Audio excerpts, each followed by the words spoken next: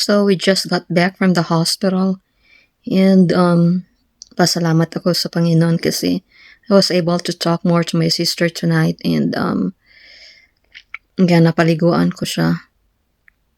I mean, by just washing her hair and a little bit of cleanup.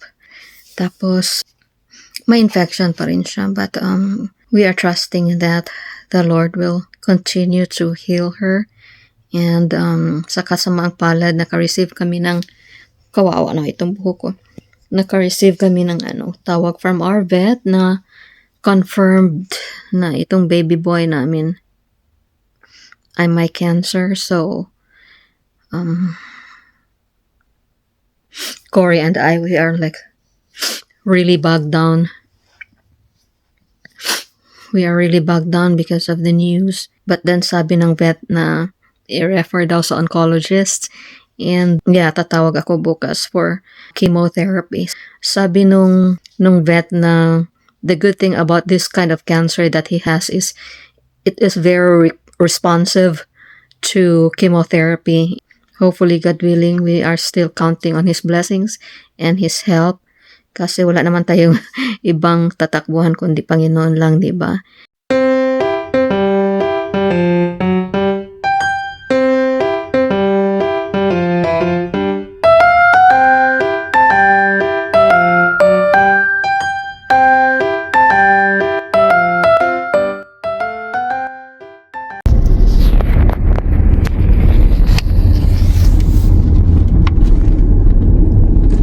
This used to be my playground. Dito ako nakapark minsan pag sa outpatient ako naka-assign.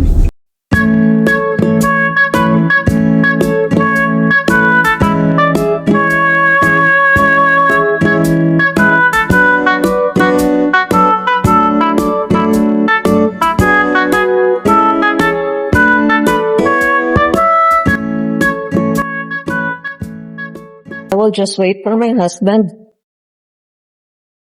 Tapos nung nag-work pa ako dito, wala pa ito. Information was on here. Tapos yung office ko, ipakita ko sa inyo. May ATM sila dito. Okay. Dito ako nagtatrabaho. Diyan Diyan yung desk ko. Tapos, daming mga pasyente like, "Hi, can I help you?" Tapos, dito before wala pa. Ay, sarado na yung gift shop nila.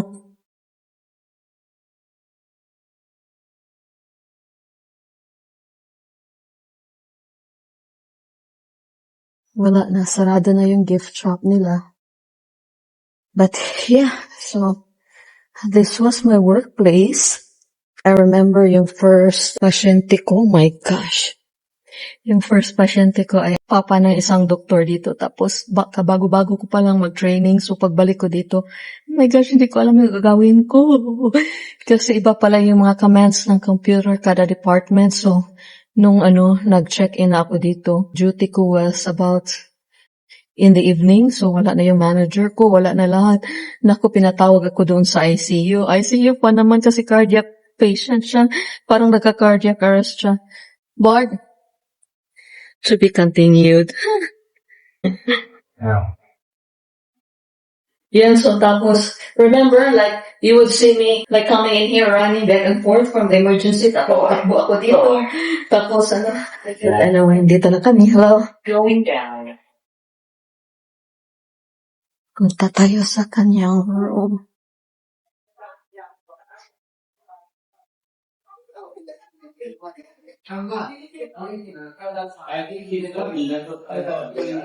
Log in again. Hi, how are you? 403. Yes. 3 or 4. 403. Are you, do you know who the nurse of the patient is? Yeah, tonight, it's going to be Elena. Okay. Do you know if she's available, if I can ask her what's going on? Let me check it just came on shift, so they'll be doing all their rounding on their patients. Okay. She's currently getting an update so I will call her and let her know. Okay, that you yes, would like please. to get an update on Thank you. Yeah, I just want to know what's going on Yes, with her. absolutely. Thank you so You're much.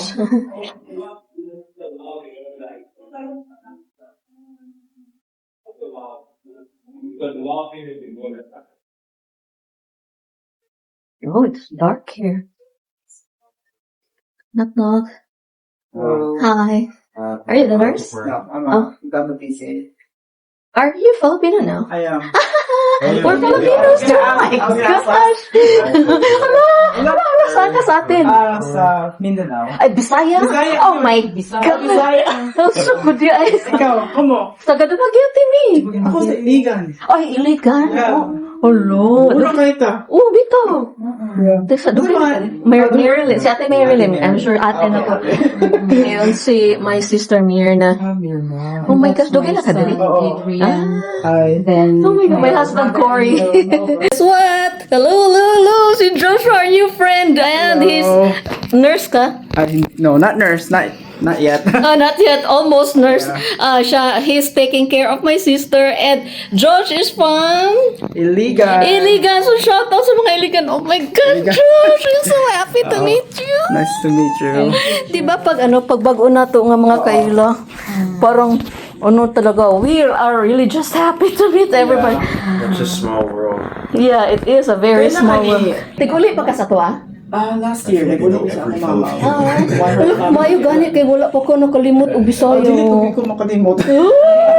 Oh my gosh! Because most of our children that are brought here, like they already forgot after 1 year, they forgot to to speak our dialects I anymore. thought you were like raised there over the Philippines. Actually, So I Yes. was only 8 years old. When you came here. Yeah. Oh, So, okay. I still remember much Yeah. of Oh, the, that's good. culture. Yeah. Good job, Josh. Very good. Yeah, yung kalimot sa atong kuan. Uy, Pilipinas. Go Philippines. How long? Okay, here you go. Hello, everyone. Oh, You don't have to just talk. It's okay. Or if you want to, dialysis. Iyang symptom parihan mo. Pasang gamaya sa imong buhok. Gagmay sa imong buhok ba?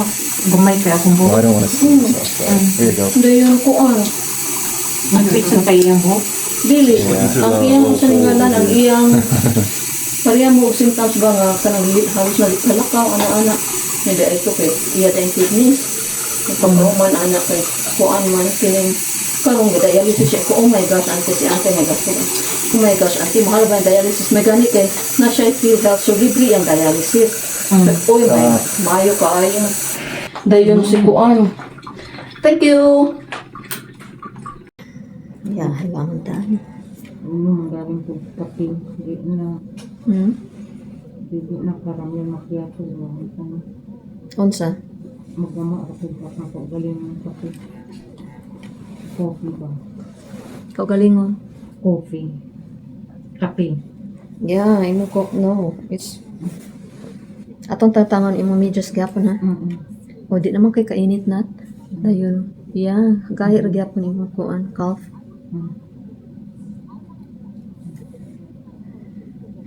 Gikan ni sa hospital ni nga kuan. I like it. Yeah. I like the color. Basta kung brown. So I will bring the jogging pants and katong imong giingon. Sa akong ni na maritin. Ni.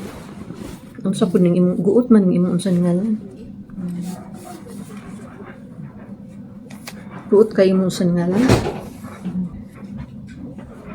1 second.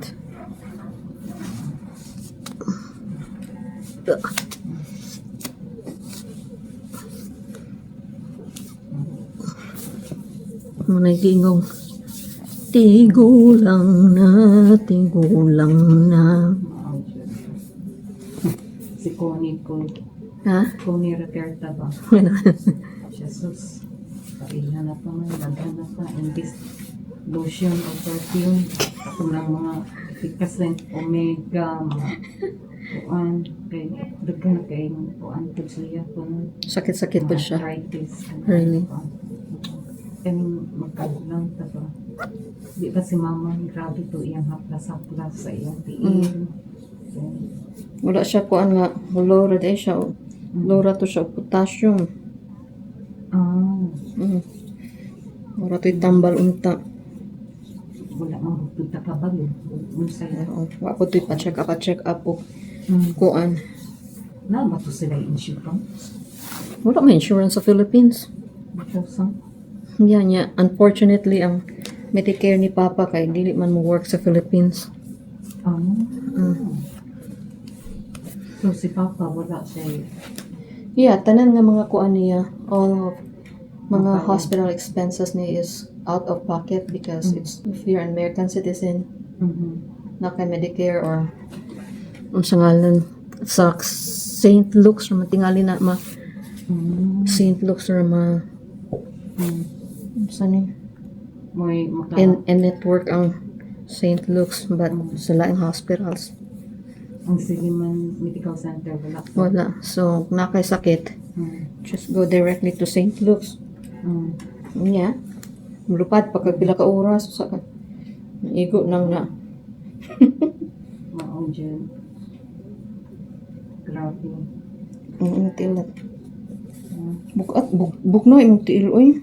Huwag na. Okay. Minsan na.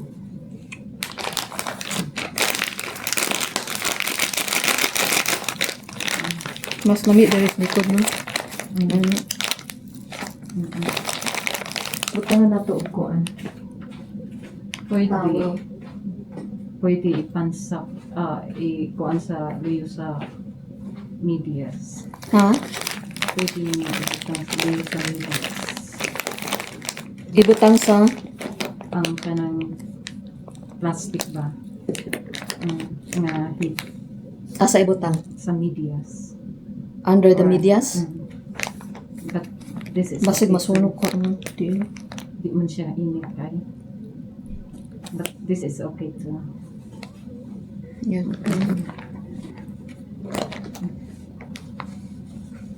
Ang atong mga payod. May gani ka kay wala nakagiko na ang payod. Uy, sige. You have no idea. Mag-stand lang ko kuan. 1 hour. Nga steady nga walay lakaw-lakaw. Maglisod na ko kuan. Bangon. Mo ba? Siguro sa na-trigger ning akong kuan tungod sa katong nagtrabaho ko sa misis nga Yeah. Wala diri wala dito. walay 30 minutes to 1 hour lang ang kuan for 8 hours. Really. Hindi ka pwede makalingkod. Yeah. So, lisod kaayo. Nakoy, ang mama ni Naya, katong giatuan na mo pa. Mama ni. Mama ni Naya, katong friend ni Ashanti. Nga Oh. swimming sila. Yeah. Nagtrabaho siya ng kuan siya, caregiver. Oh. Nga, kuan, maayo naman rin kay $20 something. 22. You can always apply for caregiver but it's a difficult job. Yeah. Nindot. Pareha sa inyong home care sa una. If only napadayon to galing. Disura po kay pagkuha ko ano ay mga workers. Tan sa mga sa Salamat. Ay. Wala ko natakluban sa balitas doktor. Unsa man, Kabayan si Irene. ayaw pasulabin. Ikaw nakit mo na kauli nilang kay ingita ninyo. Yeah. Yung family ko here and in the Philippines and in other countries, we are like attacked with illnesses. So may mga pinsan din ako na may mga sakit. Ganon talaga ang buhay siguro. Like, you know, we live in a fallen world and lahat tayo magkakasakit at lahat tayo may hangganan.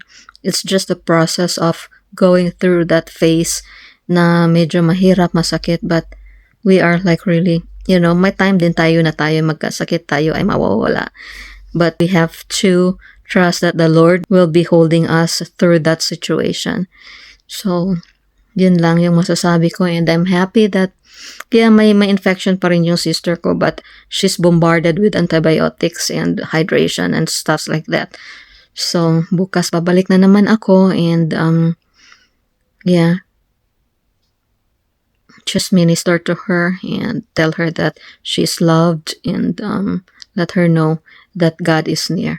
But anyway, salamat po sa inyong panonood. Salamat sa kahit na personal na buhay-buhay ko ay pinanonood nyo, and I really appreciate you guys.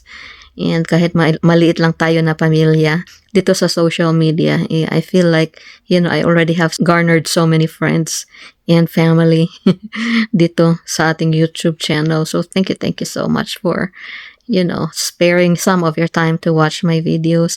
At pagpalain po tayong lahat ng Panginoon. God bless you guys. Bye-bye.